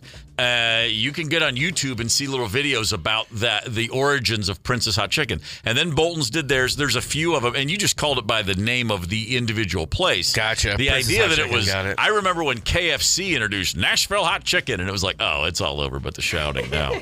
This is nuts. Prince's hot chicken is the Matt's Bar. Yeah, exactly. Thank you. Of Nashville. That makes perfect sense. Although way better artwork at Prince's. Because it was just like weird framed, stitched, like sewn. What do you call that when someone sews in a needle point? Needle point of chickens and hens and roosters. Okay. The provincial Minnesotan in me, even though I haven't actually even been to Matt's Bar yet, would argue that I doubt it. It's better. No. It's Matt's just look. You get in there and it looks like a Minnesota dive bar. Right. You know? Where Prince's looks like it looks like a bus depot that was abandoned 10 years ago. That when I say it's got better artwork, it's kind of a facetious thing. Would you eat something that they asked you to sign a waiver for? Are you still at a certain point willing to eat the hottest thing available to you? 651-989-ROCK is the KQ Talk and text line. I'm curious to know who's still trying to break new heat records on their plate. I mentioned, so this is a Nashville hot chicken chain. Yeah. And I spent 20 years in Nashville, and I grew up near there, and then as an adult lived there for 20 years before moving here a few years ago. The original hot chicken is a place called Prince's. It's a hole in the wall. And the first time I went, I said to a buddy, I had heard about it for years. I said, I got to go try that. He goes, yeah, let's go for lunch. And he goes, because you have to have it for lunch. You do not eat that for dinner. Like, you got to give yourself time on the other end. And I walked up to the window, and the guy slides it open, and I said, yeah, I'll take a half a chicken. I'll take a half hot. He goes, have you been here before? I said, nope. He goes, get a medium. And they just have mild, medium, or hot. Okay. 3, that's it. And I go, no, I want to try the hot. And he looked at me and goes, man, just get the medium. And I said, I'm going to try the hot, and I'll admit if it's too much. And he was like, all right. And you can see the guy's like, And he brings it out a little while later. It's a half a chicken. It's on 2 slices of white bread with some pickles on the side. That's it. Okay. And then I ordered sweet tea, but he said you might want to get a milk, too, which was an odd thing to hear. But long story short, sit down, start eating. 2 things are true. It's the best piece of chicken I'd ever eaten in my life. and I wanted to die after 2 bites. Not only, the tears are immediately crying. Yeah. And then my nose is running, and then it felt like the wax in my ears was bubbling up and coming out of my ears. Oh, wow. I was sweating profusely. And the whole time my buddy is with me, goes, just don't touch your face. Don't get the napkins. Don't touch your fingertips anywhere near your eyes. No, you don't people want to do that. Yeah. And here's the thing. My whole body was, I was having a reaction like unlike anything I've ever had before, but it was so good I couldn't stop eating it. That was the weird thing. I was like, oh my God, it was horrible. And it was amazing. And I went back several times, and every time I went back, I just got the medium, which was still the second hottest thing I'd ever had. But that one time was pretty insane. If Hangry Joe's can touch that, I know you can make it as hot, but can you make it taste as good? That would be the ultimate test to me. That sounds like it's probably going to be a challenge based on your description. So do you use milk whenever you do heat now? No, I just don't get near anything that hot anymore. It's sort of like when Ryder was talking about whiskey and following it with pickle juice. Yeah. Like milk is the same thing for heat. It just counteracts everything, and it's. I tried to look up the Scoville rating because I was curious of what angry hot would be, but it's. If it's that hot, it's got to be in the couple millions, I'm sure. I guess there could be. One fun thing, and I know a lot of people, because Nashville's such a tourist destination now, so the hot chicken thing, when it took off beyond Nashville, was a surprise to Nashvillians. But now there's chains, and now you can see it everywhere. Yeah. But the Prince's Hot Chicken, the original, the people that first invented this crap decades and decades ago, they have an outpost at the Nashville airport. And the idea of someone eating that and then getting on a plane is forever hilarious to me. Yeah, that's no way. There's no way. I would love to see the guy that goes and gets a Nashville hot in a hot and then gets on a flight to the West Coast, then for 4 hours sits there and just oozes the smell and the sweat all over the plane. And then destroying the airplane bathroom. Oh, one would think. Ugh. One would think. That's a no-go for me. There was another experience I had here in Minneapolis in 1992 with my band, the Black Crowes. We opened our U.S. tour for the second album at the Orpheum for a few nights. We were in town rehearsing, so we ended up having like a 5 or 6 night stay in Minneapolis, summer of 92, during the Barcelona Olympics, the Dream Team. As that was happening, we were in Minneapolis. And so every night, we'd rehearse in the afternoons and, get the production rehearsals going. And then at night, go out and eat, and we're hanging out. Had a great time. It was I'd already been here a few times, but that was really the week when I was like, man, I just love this town. We had such a blast. And at some point in the that week, a few of us went to a Thai restaurant. I wish I could remember where it was or which one it was, but it was excellent food. And one of the guys on our crew, he had never had Thai food. He's like, well, what's it taste like? And I'm like, it's just better than Chinese, a little more interesting, or whatever you say when you're trying to get someone to buy in with you. We sat down, and then he said, well, I like spicy food. I'm going to get, and they had the volcanoes on the menu, 1 through 5 volcanoes. And he pointed to a chicken dish that had 5 volcanoes. And I said, dude, you don't want that kind of level of Thai hot. He goes, no, it's fine, man. I eat jalapenos all the time. And I said, dude. Jalapenos are like one volcano. This is nothing, dude. You don't understand.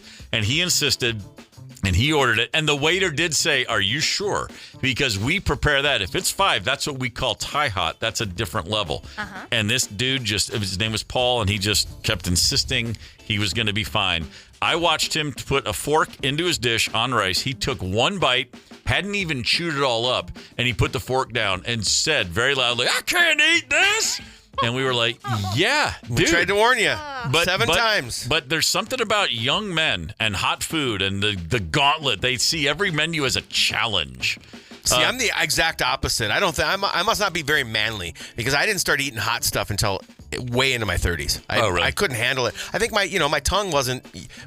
Stuff becomes, our palates change, right? Wine didn't hit me until I got close to 30. I didn't like salad until I got late in my 20s. You know what I mean? And then your palate becomes more refined, right? Yeah, but then also too, I think your tongue gets a little weaker. It's not as sensitive as you get older. Probably. Sure.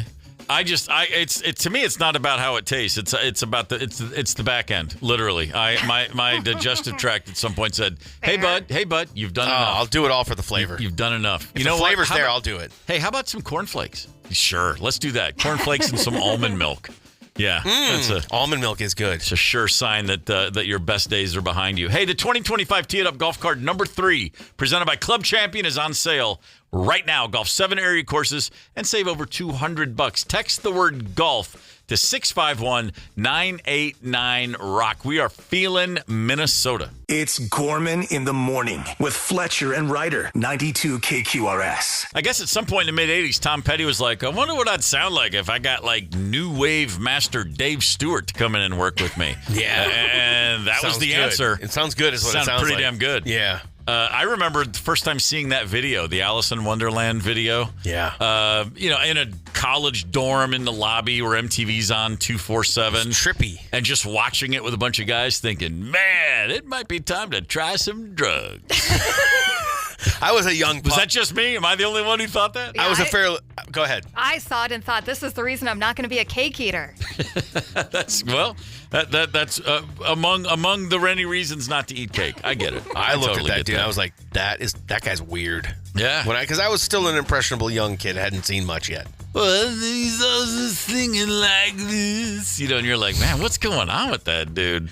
I want to pick apart all your accents and your characters that you do. Okay, but I can't. They're good at it. Like that was pretty Tom Petty-ish. A lot of, here's the thing. I have this self-awareness to realize because a lot of times people go, oh man, you do those great English accents. I'm like, only because there's not an actual English person nearby. I do a reasonable facsimile of a lot of accents, but if somebody who actually is from that part of the world was there, I would just sound like the buffoon I am. Trust me when I say that. That's fine. It doesn't. It's not keeping me from doing it. You're not. This isn't Broadway. It doesn't have to be perfect. It's good. my Broadway. They're good. This is. Hey, listen, man. As far as I know, this. We are right here in the heart of Times Square. It's more like Nightmare on Elm Street. That's a very good point. All right, I'm feeling Minnesota. Let's get some headlines, Paul. What's happening in the world? Minnesota dispensaries. They were coming. Yes. You're gonna have to wait. Oh, come on. What, till May or June? Yeah. How about early summer 2026? Yeah. Take my tax money, state of Minnesota. Yeah. I know you want it. Minnesota lawmaker and recreational marijuana business consultant Stephen Egan has said, quote, it's a mess. It's a big mess, bigger than people realize. It means operators can't fully invest in their operations. All the stuff they need to do, right? Mm-hmm. They need land, you need equipment, you need facilities. You got to build out your facilities. There's also, by the way, it doesn't just happen tomorrow. There's a cultivation process. They can't do any of that right now. Apparently, there are a lot of hurdles to jump over. I guess still. Yeah, man. It's hard to get through those flaming hoops and jump over those hurdles when you're stoned. That's all I'm saying. Fair enough. Yeah, you start craving Nashville hot chicken, probably, right? Could be the result for sure. Don't get high on your own supply unless you're trying to pass the law, and then just sit back and chill, baby. Yeah, chill, bro. Speaking of that, have you heard about Mega Millions, bruh? Mega Millions. They're changing the game. I don't like it. I don't like it at all. They're increasing prices. Your $2 ticket, with the multiplier, you say $3 ticket's going to turn into a $5 ticket. I'm guessing with the multiplier, it might be 6 or 7. A single? No, I think it's all just Megaplier. I think maybe I read this wrong. I just looked how much I just buy $5 for a single play of a lottery. That just sounds like a lot, man. Oh, yeah. They do promise bigger wins with a built-in multiplier feature. Also say they're going to have so it'll be built in. There you go. It's right there in the words, man. I can at the spur of the moment justify $2. Maybe I'll match the mega ball and get my $2 back. But a $5, I don't know. I'm still 5's a long way to go for one play of anything to me. Yeah. Well, and I hate to break it to you, but your playback, those are going away. Break-even prizes are going to be gone. However, they say they're going to have larger starting jackpots and improved overall odds for gamblers. Does that do anything for you? No. The larger jackpot doesn't do a thing for me. 20's fine. I don't need it to be 50. Yeah, no, I know. And I see all the numbers, and I know it doesn't matter how many, If you buy 2 lottery tickets, you don't double your odds of winning. Right. It's still 1 in 330 million or whatever the hell it is. Correct. I prefer to think it's just a coin toss. I'm either going to win or I'm not. It's 50-50. I wish it and was that's 50-50. Worth $2. I don't know that it's ever going to be worth $5. Honestly, that's a ton of dough. It's a psychological. It's a Maginot line. It's a Mendoza line. It's one of those things in the sand where I'm like, $5. I'm not willing. Yeah, before it was just mindless. You threw away your money. Yeah. You're like, you know what? It goes to the environment of Minnesota. That's great. I'll throw my money into that. Yeah. $5 is a little bit different. Yeah, I can burn a couple of singles, but a $5, that's going right back in the pocket. Hollywood could use some $5s. A lot of $5s, actually. Their theaters across the country have been a little quiet lately. Absolutely. Well, this weekend, they got a smash hit. Okay. I'm not sure that anybody was expecting it, but the Minecraft movie, I like to refer to the title that I think is very clever, a Minecraft movie, had the biggest opening of 2025 so far. We played Guess before. Let's not do the illusion. Number 2, A Working Man with Jason Statham. Sylvester Stallone is also in it. Did $7.3 million in the box office. Okay, that was number 2. $7.3 million. Minecraft was number 1 with $157 million. They desperately needed a hit, and they got one. And we were there. We took the kids. I saw all ages. I saw tons of teen boys and girls running around the theater like we were in the 90s again. Is this animated? No, it's live action. Oh, it's live action. With some animation. It's a combo platter, and it stars Jack Black. Jack Black, Jason Momoa. Okay. And you know what? If it's just you, I don't know. I mean, you might think, my wife laughed her butt off. The kids absolutely loved it. It is, I will say, it's a good family. It's a good cross-section. There's some adult humor. There's some kid humor. If by just you mean me, I'm not going to see it. I don't think it's... I'm talking just you to anybody that's listening that enjoys film. If you're just going without the kids, not sure you have to go see it. Anybody who bought stock in Jack Black being one of the biggest Hollywood draws ever, congratulations. Yeah. I didn't see that one coming. No. He's doing pretty well. God, the Kung Fu Pandas alone, and then on top of it now this, and but I didn't realize that Jack Black had such a. I guess I did, and I just forgot. But to a certain sector of the populace, I mean, he's as big as it gets. I mean, like the School of Rock people, all the way to the to those Kung Fu Pandas. My kids loved those when they came out. But I mean, man, what? And I'm not knocking the guy. I think he's hilarious. Tenacious D's awesome. I mean, it's sort of I have to be reminded of. Oh yeah, he's huge. He's a real big dude. You know what? Today is Riders' Day. Why's that? It's National Beer Day. Hell yeah. Oh, come on. Cheers, boys. The queen of PBR right over there. That's right. If you're a beer drinker, you can celebrate by picking up an expensive 4-pack of double IPAs or the cheaper stuff. And I'll tell you what. Illinois is the place to go if you want cheap beer, believe it or not. Average price of a case a case in Illinois is $16.43. You would think that, the bigger cities would be more expensive, but it's just not true. South Carolina is the second cheapest, and New York State. So you got Illinois, New York, two of the most populated, right there in the top 3 of cheapest beer. So weird. I can't believe I'm driving through Wisconsin to get cheaper beer in Illinois. Correct. Well, that is messed up. That's really strange. Wisconsin, Minnesota must fall somewhere in the middle because they're not mentioned in any of the top 10 cheapest or the most expensive. Can you guess where the most expensive beer case is per... Hawaii. Yeah, I was going to say Hawaii. That's third, actually. Okay. Wyoming is second, but the most is Alaska. They probably have to import everything. For the same reason. Yeah. It's harder to get remote. there. Yeah, remote, for sure. Wow. There you go. Okay. There's your headlines, friends. And by the way, I'm just going to go out and say this. If I found myself in Alaska, I'd need a beer. You don't think it'd be cool to go explore around? Not this time of year. Well, that permafrost, all the mud. Get me out there in the middle of August or don't send me at all. Oh, yeah. Yeah, it's just a mud bog right now. I don't want to know anything about it. Yeah, well, we know a little bit about that here as well. Here's your sports headlines for the day. How about this? Yesterday, as he does on most game days, Alexander Ovechkin of the Washington Capitals had some chicken parmesan. He ate some hot Cheetos, and along the way had a couple of snorts of vodka. Oh, and he went out and scored his 895th goal in the NHL, which passed Wayne Gretzky, the most goals ever in an NHL career for the Russian-born Ovechkin. It sounded like this. Send in Wilson on the flank. Cross ice. Ovechkin fires. Score! The chasing days are done! Alex Ovechkin is the greatest goal scorer history of the NHL. I know they say records are made to be broken, but I just Gretzky said it. Didn't think that one was going to happen. I'm still dumbfounded. I'm a lifelong hockey fan. I learned to skate when I was 3. I've been following the game. Nobody thought this record would ever be touched. And you know what? It's taken 23 years, I think is what I read for Ovechkin's career. 8 years ago, Ovechkin said, when asked, do you think you could break the record? He said that would be impossible. In the 8 seasons since saying that, he's averaged 42 goals a year. So I guess not quite so impossible. That's the other story here. This guy's 40 years old, and he's got 42 goals this year. That's insane. That doesn't happen. Yeah, it is. Now, Barry Bonds comes to mind. I don't know if Ovechkin's if he's running from juicing and steroid allegations like Bonds was, of course. If he's eating chicken parm and whatnot, I'm thinking he's probably not. Running from any of that. Also in the world of sport yesterday, Paige Beckers, the Hopkins native, finally got her ring, her national championship with the Yukon Huskies, the 12th championship for that in that school's history under Gino Auriemma. 12 titles in 40 years and plenty of other Final Four visits as well. In fact, Paige Beckers has been to 4 Final Fours in her 4 years. Finally cashed it out. Here she is after the game. Paige, your final game and you are a national champion. Just the legacy you were able to create here. How would you define it? But just to be a great teammate, a great leader, and ultimately now a winner.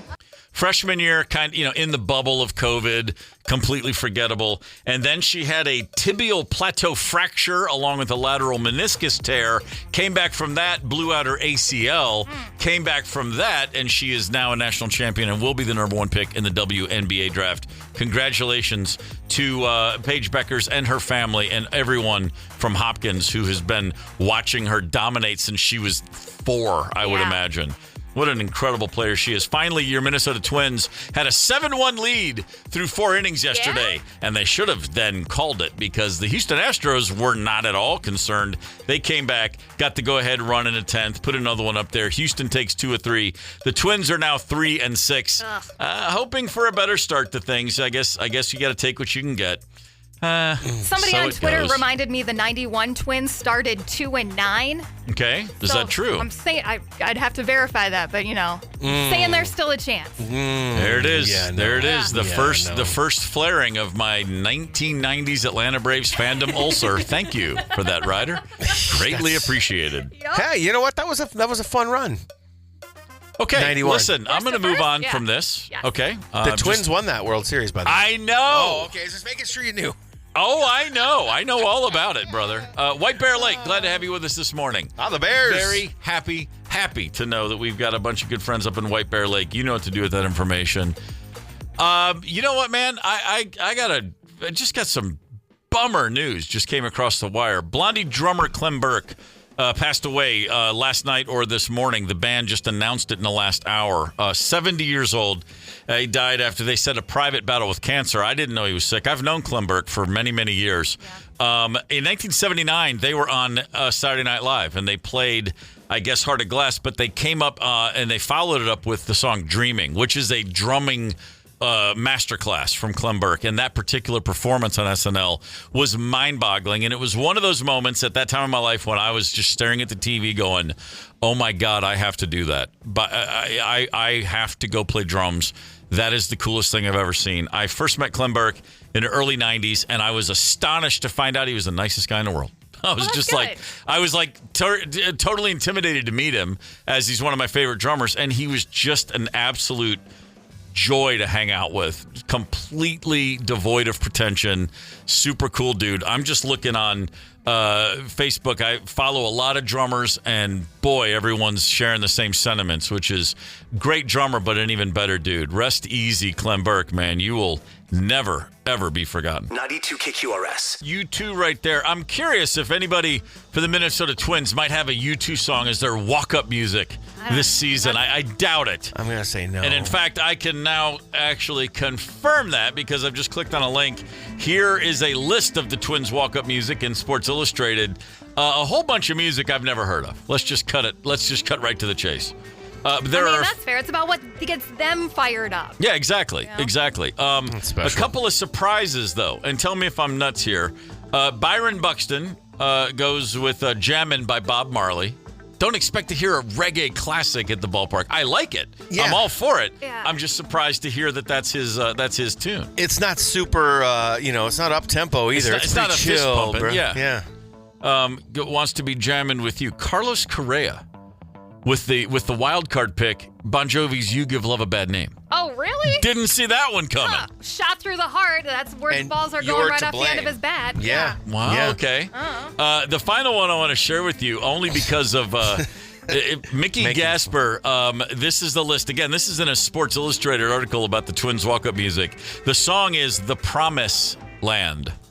Not Promised. The Promised Land by Bruce Springsteen, spelled Springstein.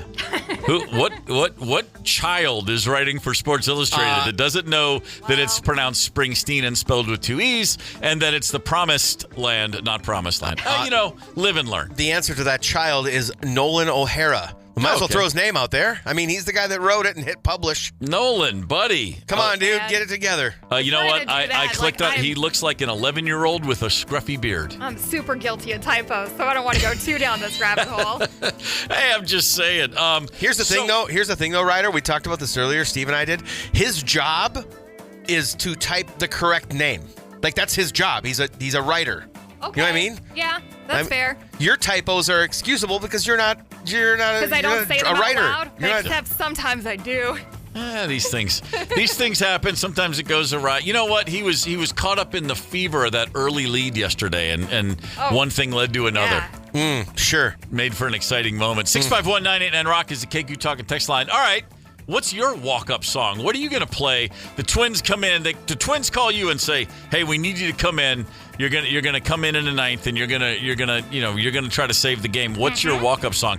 My first thought would be play a replacement song, but I'd probably go "Hold My Life," maybe a little more. Yeah. Who knows?